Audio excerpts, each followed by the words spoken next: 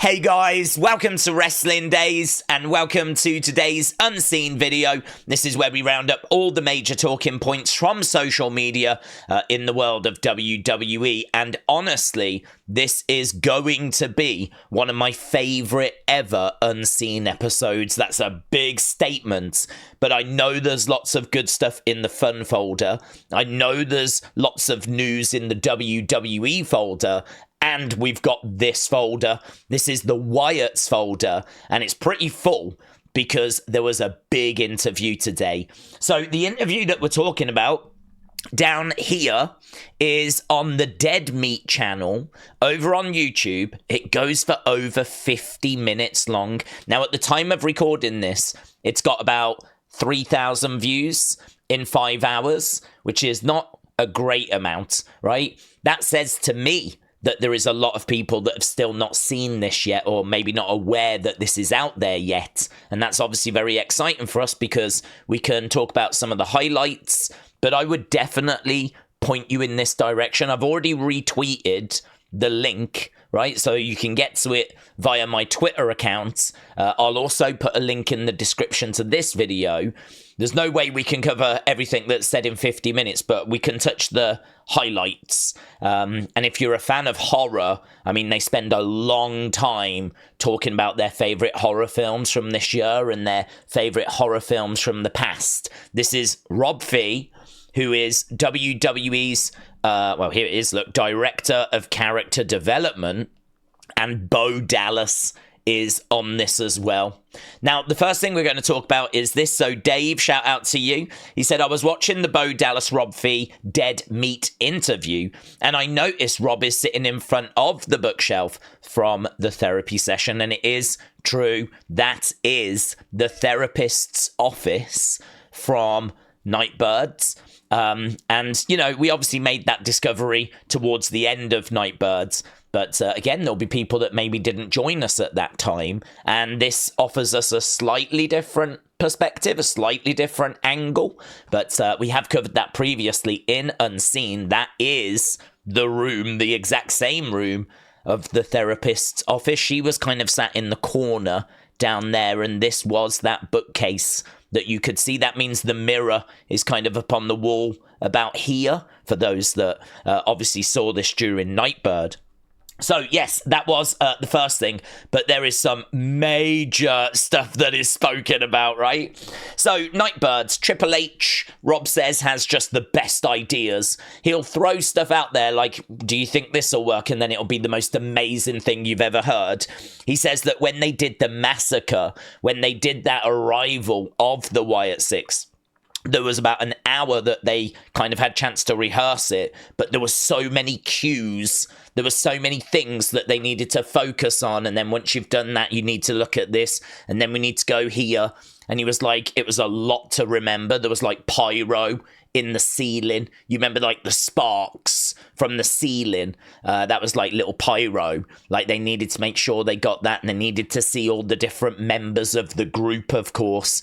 And there was just a lot to kind of think about. And he said there was even live sound effects that were being played, and he was like, the cues and the work that went into that, he was like, nothing but praise for, you know, the whole group and the production team. They talk about the fact that this is not supernatural. The group's not supernatural. They don't have any intention for it to ever become supernatural. I've written down nothing supernatural.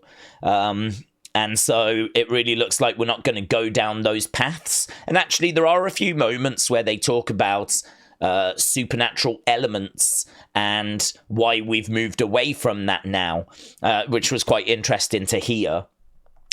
Bo talks about the emotional vignettes that he cut after the group had arrived, and he talks about how he was confronting things for the first time and how it was quite cathartic for him working through that and having these conversations. He says when he plays the part of Uncle Howdy, he's not really playing a part. He says he becomes Uncle Howdy, and the interviewers are like, a lot of horror actors say that about the films they're in as well. And he was like, that's what I do. I just become the character. He's spoken about that before.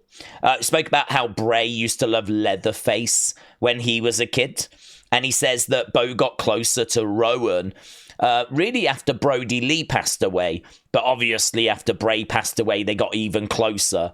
So he was just talking at times about his relationship with Rowan in particular. Rob said that Wyndham would throw out seeds, just little things, and then, like, you know, they would try and work it out later. So it kind of gave us a real insight that there's a lot of stuff we might have had questions on. I get the impression that Bray may not have known where certain things were heading. He was kind of putting stuff out, and he was like, we can always go back to that. And what Rob was saying is that he was absolutely right, because there's loads from the Funhouse, from White Rabbit, from his run with his brother. There's loads of threads that can now be revisited, which, you know, they may not have had plans for. Like, there was that attitude of, let's plant this, it'll come good later. And so Rob's like, and it has kind of worked that way at times for us, which I thought was very interesting.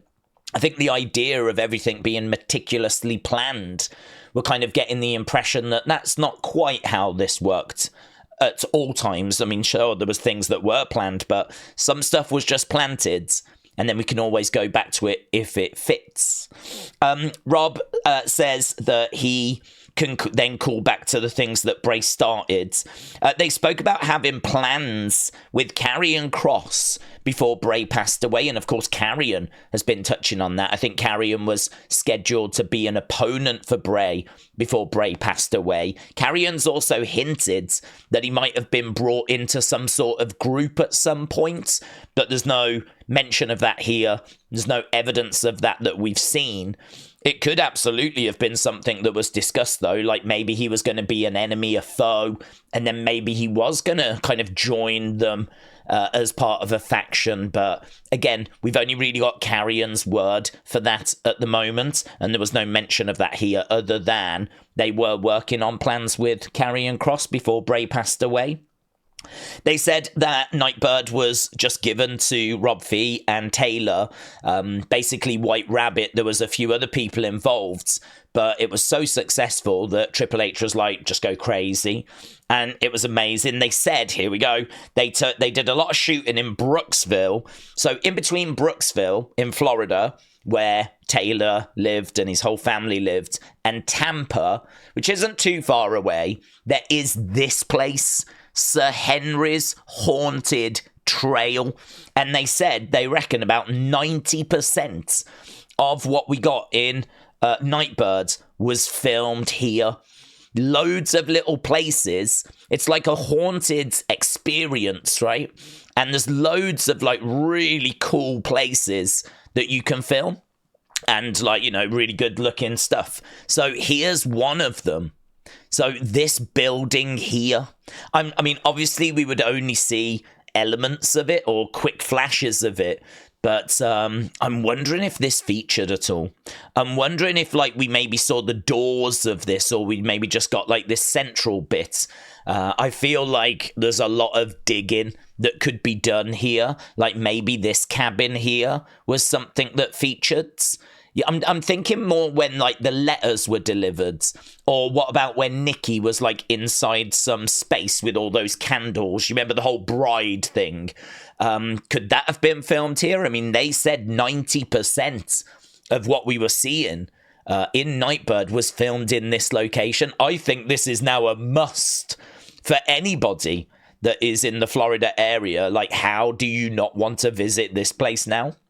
Really fascinating. I love the fact we've now got a physical, tangible place that we can say, oh my God, let's go back in. I mean, I've not done it, of course, but I'm sure many of you are going to now go back through Nightbird, find some locations, match it up with places at Sir Henry's Haunted Trail.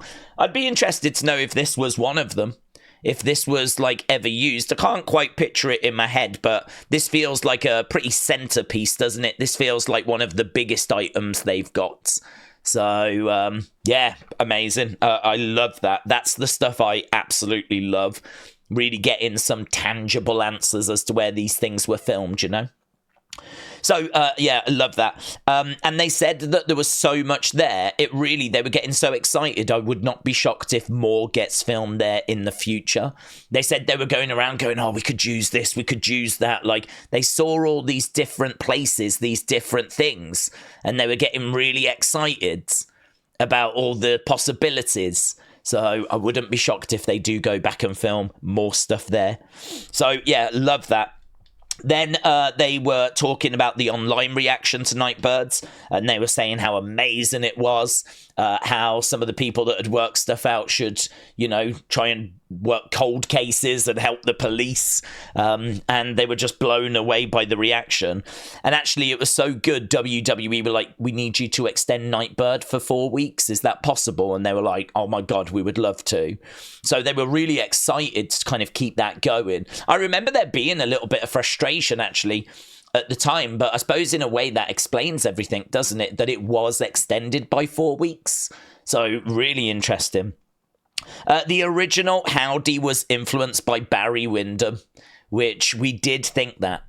You've got to go all the way back to White Rabbit. We'd have to go all the way back to those videos, but that was a theory that Barry Windham had actually influenced that first Uncle Howdy mask, and it turns out that is true.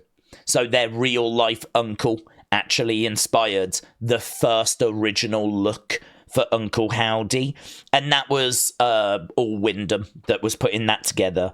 But apparently there's a lot more input now. Triple H is a lot more involved. Like, he'll see the masks and he'll be like, how about if we do this? But Rob Fee's like, he always comes out with really good stuff. So it seems like there's a bit more involvement now, but in a good sense. The house that October built. So the house that October built, or the houses October built, apparently this was something that really inspired Nikki Cross's look. So, and you can sort of see it, can't you? So this is a film called The Houses That October Built. I thought that was fascinating, because we're always looking for where this inspiration has come from. So to actually, hear the answers was mind-blowing. They speak about how, the moving away from the supernatural stuff is really because not that long ago, things were a bit OTT, over the top, whereas now they're trying to make things a lot more realistic. And so they're saying it's just a natural progression, really. And I suppose part of that is because of the pandemic and the lockdown. That presented very unique opportunities because, of course, we could do cinematic matches. There was no crowds. We could use video editing. And so there was that opportunity that doesn't really present itself now, certainly not in front of a live audience. So they were just talking about how it's a bit like how we went from the Egyptian gods to the Greek gods. And the Greek gods were a lot more human looking, whereas the Egyptian gods had cat heads and stuff like this. It's just a progression, really. We've gone from over the top to more realism. And they were just saying it's really hard to have a normal person going up against some demon that can't feel any pain. Which everyone knows my feelings on this. I agree. I think it is very, very difficult to find a way to creatively to consistently present those kinds of characters. And I think that is a struggle that they felt at times with certain characters. I always thought personally that The Fiend was an amazing character, but I always enjoyed The Fiend when he was Bray's Darkness. I always enjoyed that idea of, I suppose in a way, it being a bit like Finn Balor's demon, That is Finn Balor's darkness. That's the dark side of him brought out to the forefront. And I always enjoyed The Fiend being presented that way. So I still think there's a place for The Fiend moving forwards.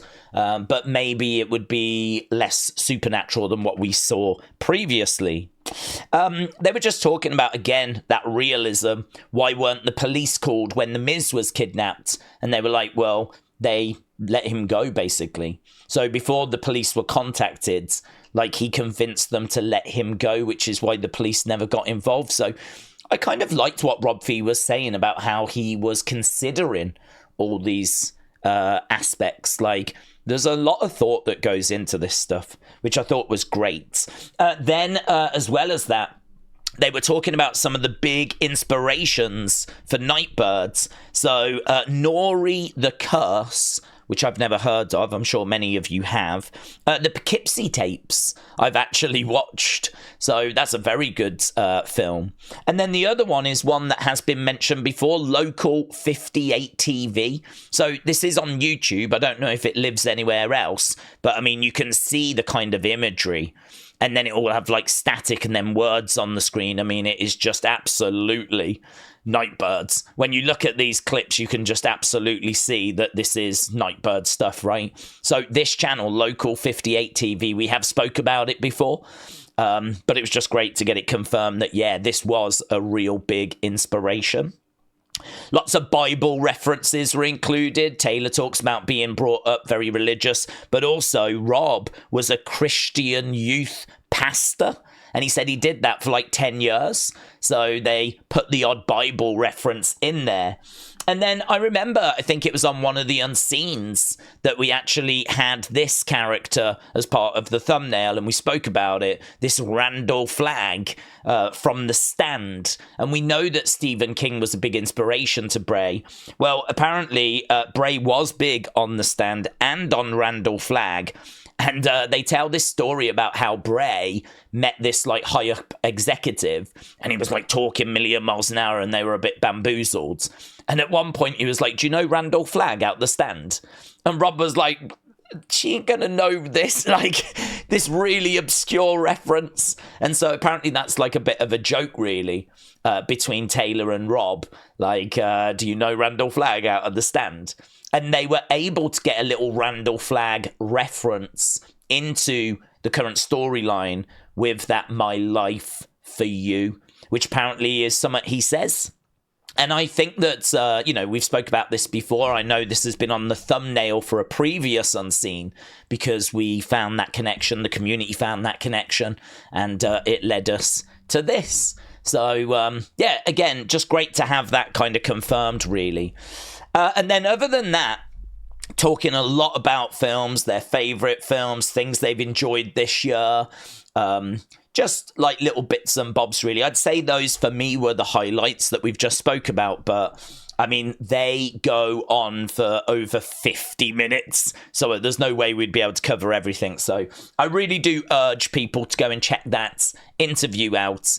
I hope it does really well because, I don't know, maybe that would encourage them to do even more, you know?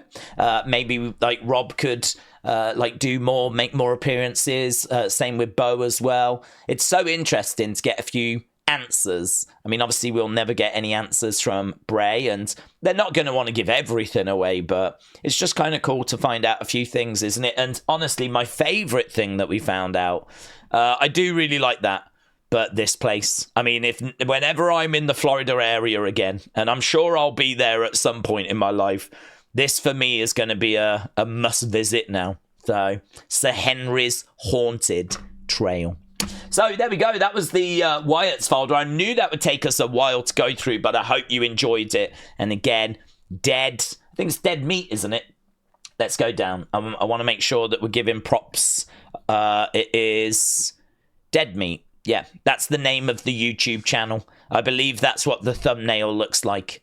So go and show them some love because they absolutely deserve it. Right, let's go to the WWE folder. So Brady asked a really good question. Are WWE doing tribute to the troops? And I had a look, and they've done tribute to the troops every year since like 2003, 2004. It's like every December. And we ain't done one this year. There hasn't been one. And of the shows that are left, none of them are branded as tribute to the troops. That would mean that this is going to be the first time in like 20 years that we won't do a tribute to the troops, which I didn't even notice, to be honest. Sometimes they do it away from, you know, TV. Sometimes they've just been US exclusive. So I hadn't really thought about it, but yeah, doesn't seem like that's happening this year. Corey said, when did she get busted open? So, yeah, it was bad. I don't think we actually mentioned this yesterday. There was no image that I could find, so there was no prompts. Sometimes I need some prompts, otherwise I don't mention them, right? But this was a picture that she put out after Smackdown, and she went through it, man. She went through it. I don't think this was intentional, by the way. This was not a match that needed blood, so I think this was by accident. She ended up getting busted open, so Nia feeling it. Here, look, Chelsea Green said to Naomi, I bet it was you who made Jade. Deaded. And Naomi says, Piper Niven, you better get her before I do. Right? So I think she's basically saying, have a word with your girl before I get a hold of her. So little back and forth there between Chelsea and Naomi. K173, shout out to you, buds. So this has come from Dr. Chris Featherstone. Brock Lesnar will not be returning to WWE anytime in the foreseeable future. There have been no internal discussions of his return. I don't think that's going to be a surprise to many people. We always say the same thing, and I think we've been very good and very consistent. I think there's a lot of people that don't really understand the situation that he's involved in and the severity of that. But yeah, we're not expecting to see him. Not expecting to see him. Certainly not until that legal situation changes. PQM, thank you. So here's a poster for the second episode of Raw. I wouldn't get too carried away by it because all of these people are Raw superstars. We know there's going to be that transfer window. We know that has not come into effect yet. So it would be more surprising if there was SmackDown stars that were being used on this poster. So I can't really get much from it. I know there's people going, oh my God, look, this means that Gunther's staying and all that kind of stuff. Again, I don't get that from it. I just think they're using current Raw stars to advertise this Raw episode. But once we've gone through that transfer window, we may see this getting updated. So, yeah, I'd say, don't read too much into it. But that is the official poster that WWE have put out for the second episode of Raw. Right, here, look, Chelsea Green said, RR is Queen Rhea Ripley. Rhea Ripley greets Chelsea Green backstage after Green becomes the first ever women's US champion. So look at this moment right here. So that's lovely, that is, isn't it? That's really nice. Right, James Chadwick, thank you, buds. Madison Square Garden said breaking news, CM Punk versus Ludwig Kaiser is going to take place on December 26th. So this is a show which unfortunately won't be on TV. These Madison Square Garden shows, for whatever reason, they don't put them onto the network. I would love it if they were to put this show onto Netflix going forwards. I think it's a really easy show to just put out there. It's Madison Square Garden. It's going to be a great crowd, great atmosphere. We always said on the network, I think it could have benefited by having some live events, some house shows. This would be the ultimate house show, but sadly no plans for it to air anywhere. So if you are going to this, I hope you have fun. CM Punk against Ludwig Kaiser. Right, WrestleOps, WWE has begun a tournament to try and crown match of the year. I mean, I feel like the very first one here, Cody versus Roman, WrestleMania 40, I feel like we're done. Certainly, score-wise from you guys, that was the top-rated match of the year. It's going to be hard to beat Cody finishing his story. It's going to be hard for The Rock and for John Cena and The Undertaker and all of that bonkers interaction and the finishing of the story. I mean, I've got to think that wins, to be honest. I've got to think that wins. So I don't think we have to really go too much further. We'll have a look at the others that are involved, but for me, that is the one that's going to make it through from this side. It's going up against Sammy versus Chad Gable. That was a Raw, right? So that was a Raw episode. I can't really see this. I wonder if I can make it bigger and go full screen. Has made it much better. Bayley versus Io at WrestleMania 40, going up against Liv Morgan versus Rhea from SummerSlam. AJ Styles versus Cody from Backlash France. I mean, that was great. is taking on Julia and Stephanie versus Jade and Perez. So Cora Jade and Roxanne Perez. It's going to be AJ Cody that will go through there. Gunther versus Sammy at WrestleMania versus the Women's Iron Survivor. Very interesting. I'd probably put the Women's Iron Survivor. Either way, those are the matches on this side. I think it's going to be Cody Roman that gets there. Coming from this side, so Cody Roman and probably Cody AJ. Cody Roman, Cody AJ, I think it'll be Cody Roman. On this side, we got Seth versus Drew, WrestleMania 40. Pretty good. Women's Money in the Bank match. We've got Rhodes and Rollins against The Rock and Roman. That was the main event of night one. I think that's going to do well. Orton and Owens versus The Bloodline. Gunther versus Randy. We've got Rhea versus Becky. That was WrestleMania. We've got Logan versus Cody. I'd even forgotten that had happened. And we got CM Punk Drew. So I'm thinking CM Punk Drew makes it to the final. I do think it's going to have competition from the main event of night one, WrestleMania. Cody and Seth versus Rock and Roman. So I think Cody... My prediction is going to be night one WrestleMania main event. Night 2 WrestleMania main event. AJ versus Cody, Backlash France. And down here will be CM Punk versus Drew McIntyre. I think the final should be CM Punk versus Drew McIntyre, but I don't know that will get to the final. The Rock might make it, right? But CM Punk, Drew McIntyre, I think deserves it. And I think night 2 of WrestleMania deserves it. And I think night 2 of WrestleMania wins because of finishing the story and the razzmatazz. But if you want to just look at in-ring and focus on in-ring, I think you go with CM Punk versus Drew McIntyre. And if you want to just go with take away like the Hell in a Cell and the weapons and you just want an amazing in-ring match, proper one-on-one match, Cody versus AJ would be what I would say. So there we go. I mean, we've really spent a bit of time breaking that down, but I think it's definitely worth doing. So, yeah, we'll have to see how that plays out. Right, let's have a look at this, shall we? So this is coming from WrestleOps. Netflix provides more info about WWE on its platform ahead of the move in a few weeks' time. So Netflix will begin to roll out select archival content on service in January. Select archival content. Episodes will be available to watch immediately after the live stream if watching live is supported on your device. So as soon as it's finished, it's there to watch, which is great. Programming can be downloaded roughly 48 hours after it streams for offline viewing. I've never done that.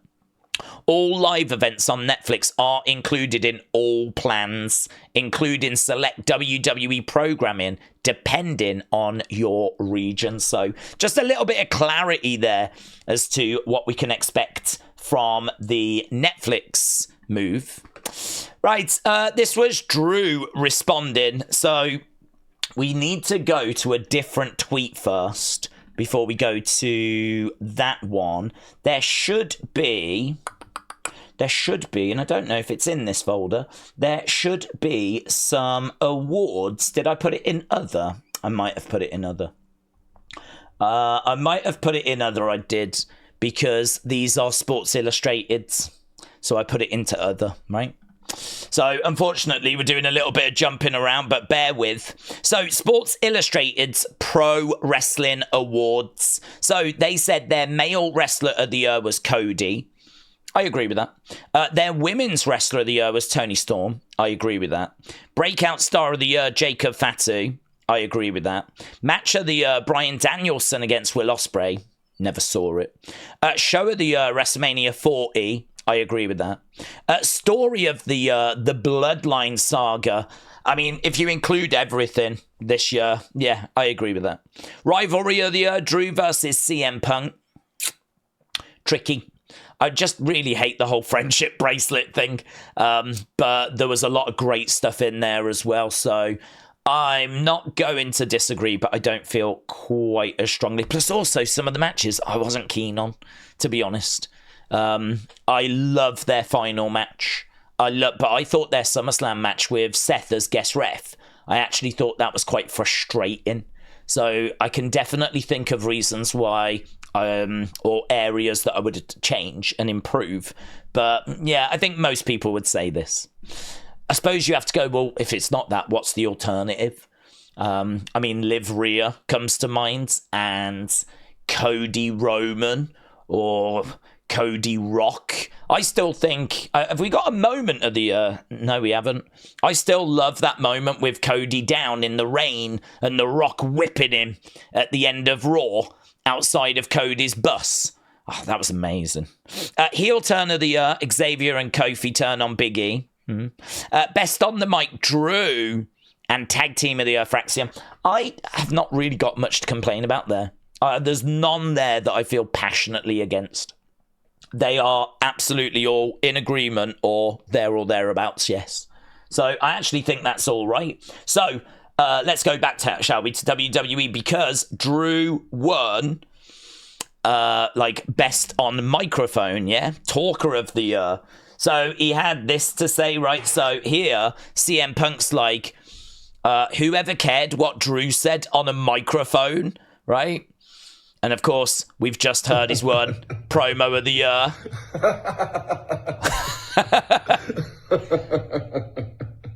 So that's him reacting to the fact that he's just won promo of the year, talker of the year.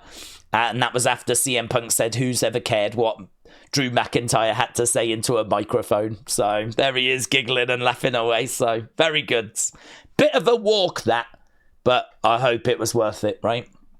Right, Jackie Redmond said, you thought he was done talking? Nah, this Monday I go one-on-one with Seth Rollins in an exclusive sit-down interview, and it gets real. See what the visionary has to say on Monday. Right, as well as that, Patrick the Heel, shout out to you, is Gunther, who's just showing us that the World Heavyweight Championship will be defended in a steel cage match. Gunther takes on Damian Priest inside a steel cage. This is on the holiday tour just after Christmas, of course. Again, not available to us, but just be aware it's happening. And then we had this news as well. So Jim Smallman, who was really big with NXT UK, he actually was the guy behind Progress. He has been writing for, look at this, I wrote 216 episodes of NXT UK, 150 episodes of NXT Level Up. I worked on 190 episodes of NXT, and I lost count how many in-ring and backstage promos I wrote and produced. I am forever grateful. He said, it's impossible to be a good dad from 4,000 miles away. And some personal health issues last year. It put it all into sharp focus. It's time to head home and make up for lost time. So he is saying goodbye to Florida. He is saying goodbye to NXT. But he is not saying goodbye to WWE. And I don't quite understand how. That's going to work. So here he is, look. He said two things. One, I am genuinely shocked and humbled by all the wonderful messages after my big news. I am blessed to know so many kind people. My heart is full. Thank you. Two, I am not, as I saw reported, leaving WWE. Just my job in NXT Creative and also the state of Florida. OVS. Next stop, Manchester Airport tomorrow morning. So there we go. Jim Smallman, who I don't know if he set up Progress. I feel like he did. Certainly he was the guy in Progress when that whole thing went down with NXT UK and we started that brand. He moved across. But after NXT folded, he joined NXT. And obviously, you know, he's been part of that creative team. Well, looks like this part of his journey has come to an end. It was his decision, seemingly. And he just wants to get back to being a dad, get back to the UK. But he's still not leaving WWE, which I think is really, really interesting.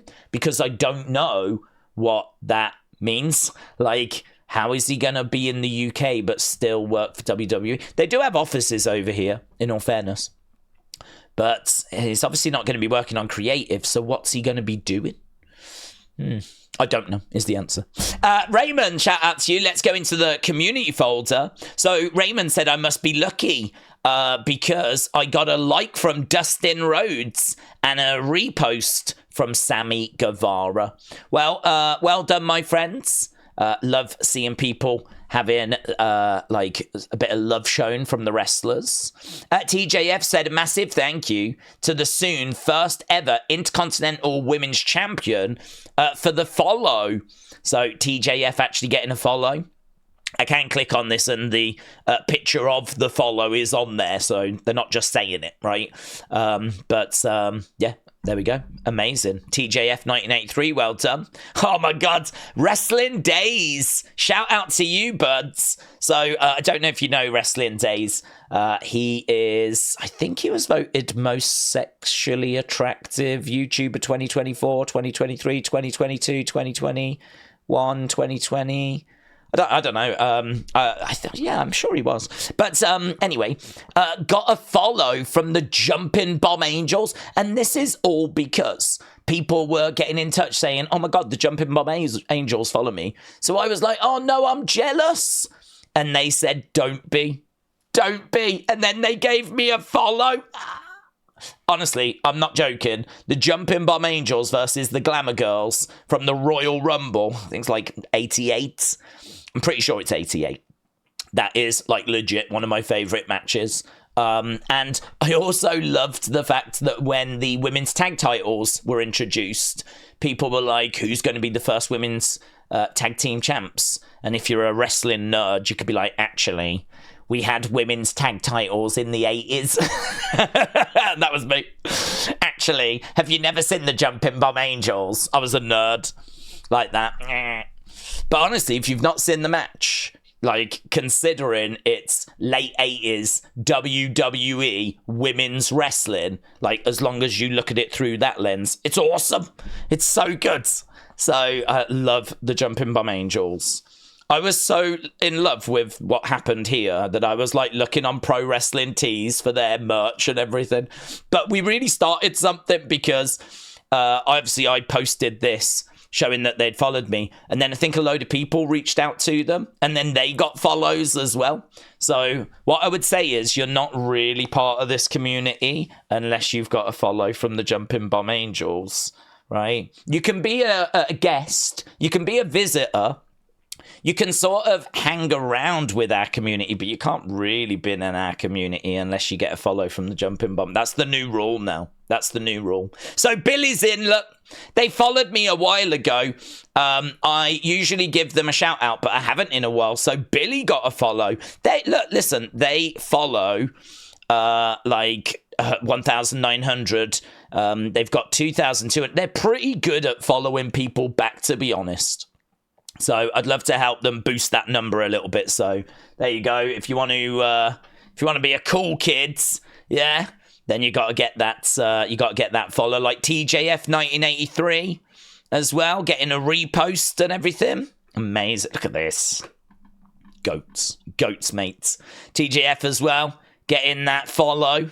Amazing. Raymond as well, getting the follow. Oh my God, we're Jumping Bomb Angel stands. This is so the community I want to be a part of. I'm over the moon.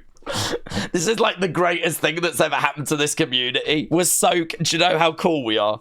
Do you know how cool we are? We are so cool. We are so cool. I was a bit worried for a time that we might not be cool, but we're so cool. Oh my God, it's so good. Right, we are the Woe Movement. Shout out to you. Said I can't wait to witness the road to WrestleMania in person. I'm praying that the OTC will be there. Have a great time, dudes. I hope you have a fantastic time. And Kelly the Wise Lady, looky, they followed me too. Amazing. One of my favourite community folders, that, to be honest. Right, I think we've just got fun and other, but I think there's a fair bit in here from fun. So I did like this. So Status said, here you go.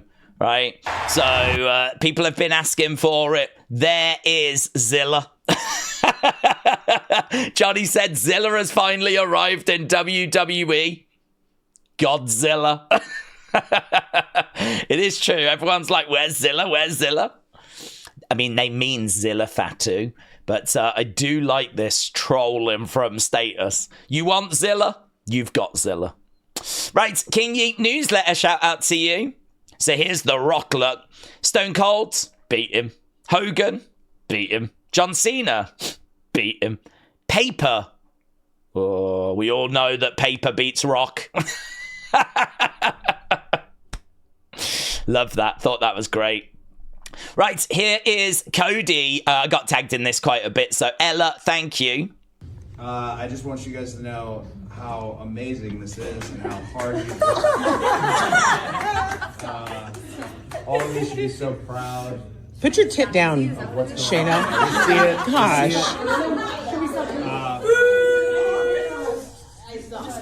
Amazing. A lot of top winners, but there can only be one. There can only be one. And I gotta say, homemade is the way to go.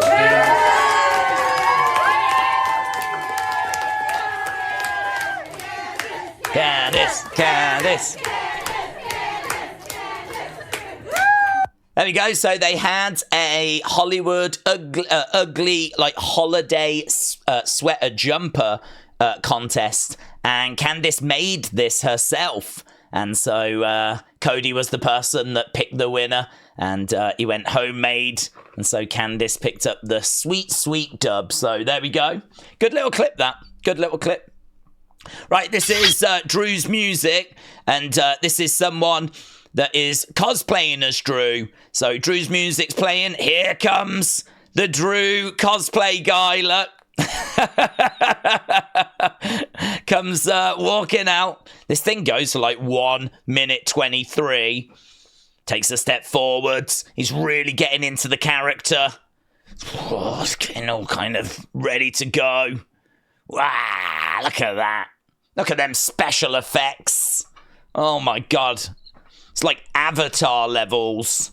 Little smirk on the face, look, comes walking forwards. He's got the kilt on. He's got the facial hair. Look at the attitudes. Drew McIntyre said, is it possible to unsee things?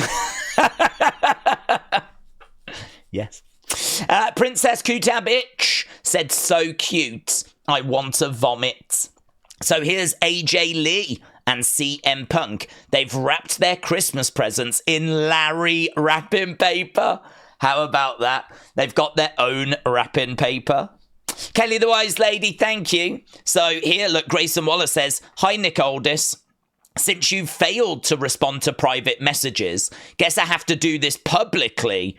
Right? And so they've actually got an invoice for all the damage that was caused the other day.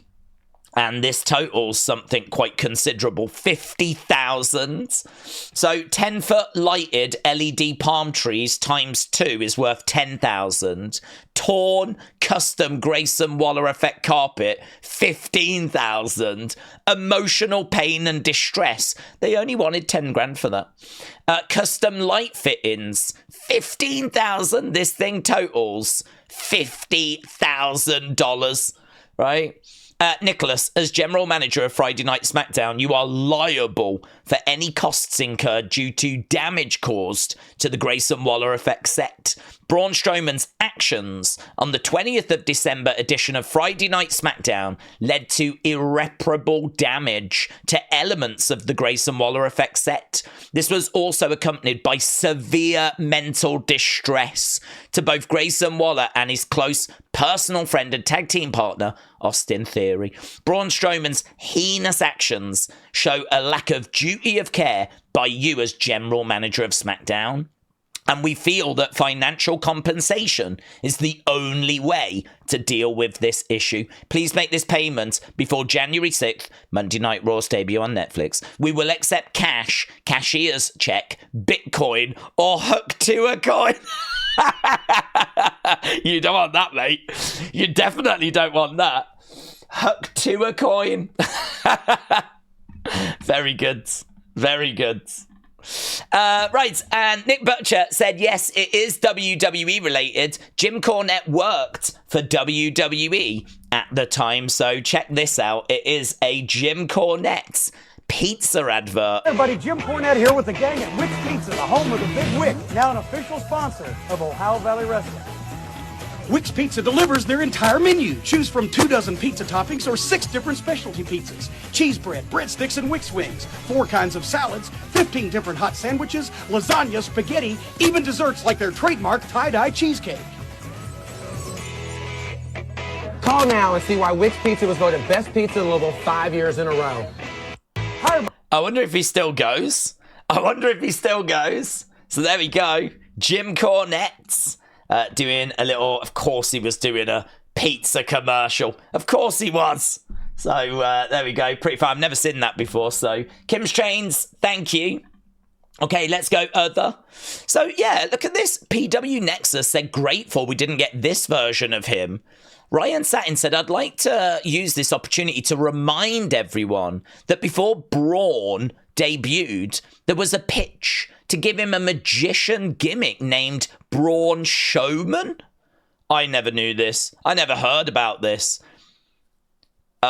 This was a real internal mock-up. I have never seen this.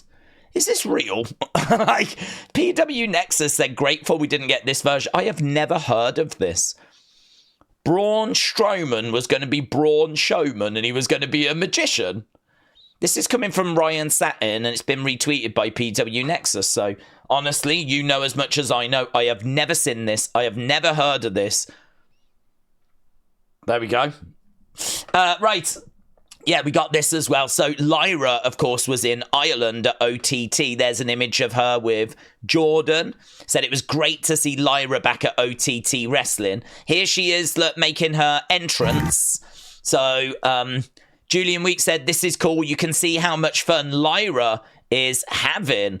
So this is obviously some fan footage of Lyra in the ring in Ireland. I think this was tonight. This got posted 3 hours ago. She's doing the dance. She's doing the dance. There she is, look, dancing away. And is that what they were known as? Were they known as the woke queens? So there we go. Now they're going over to the corners. I think they continue to, like, dance away a little bit. Look at this. Why was I not at this show tonight? It's not that far. I could have got to Ireland. So there we go. It does look like she was having a great time. Oh, we're doing a bit of that now. Oh, jeez. In the future, if anyone ever says, is there a show that you regret not going to? I'll be like, yeah. On the 21st of December in 2024, Lyra Valkyria went back to Ireland and she was like dancing and doing all this sort of stuff. And I didn't go. And that will be forever the... Not a WrestleMania or anything like that. Not seeing Andre the Giant or whatever. It was this show here. This is the one I should have been at. So, yeah, looks like she had a great time. Right, Scott Steiner revealed there are plans for his son to follow in his footsteps into wrestling. So, I don't know his son's name, but Kelly the Wise Lady, thank you. So, looks like we might be getting another Steiner. Can you imagine him partnering up with Bron Breakker? That would be cool, wouldn't it? We had a look at this earlier, of course. I'm really pleased that Tony got recognition. I think that's great. Right. Yeah, this was just bonkers. Kenny King said, in the year of our Lord 2024, an actual Canadian destroyer was hit in a real fight. Look at this. People battle. Oh, mates. A real fight. Canadian destroyer. And the bleachers. Look at this. Boom! And then they continue to brawl away, but a Canadian destroyer was hit in an actual fight. Right, there we go, my friends. So, loads of stuff in here. Thankfully, we've managed to come in under an hour. I'm hoping I can come in under 50 minutes. So, let's go. Wrestle Night. Thank you, my friend. Appreciate it. Billy, thank you for tagging me in this. K173. Appreciate it, my friend. Same there as well. Thank you. Princess Kutab Itch. Thank you. Larry Flowers. Appreciate it, bud. OTC. Thank you. Wrestling's biggest fan. Thank you for the retweet. Same with Chris as well. Thank you, bud. Same with Sweet Chin Wrestling. Same with Big Bam. Really appreciate it, guys. Johnny, thank you for that Canadian Destroyer footage. Mr. West, 1, 2, 3, 4, 5, 6, 7. Appreciate it. BrewTube 10, thank you, my friends. Bradley, appreciate the support. Jang Tae Sang, thank you, bud. And Kelly the Wise Lady, appreciate it. Billy, thank you, my friends. Emmanuel, thank you. Casper, appreciate it. And Raymond as well. So appreciate the retweets. Thanks for watching. Bye for now.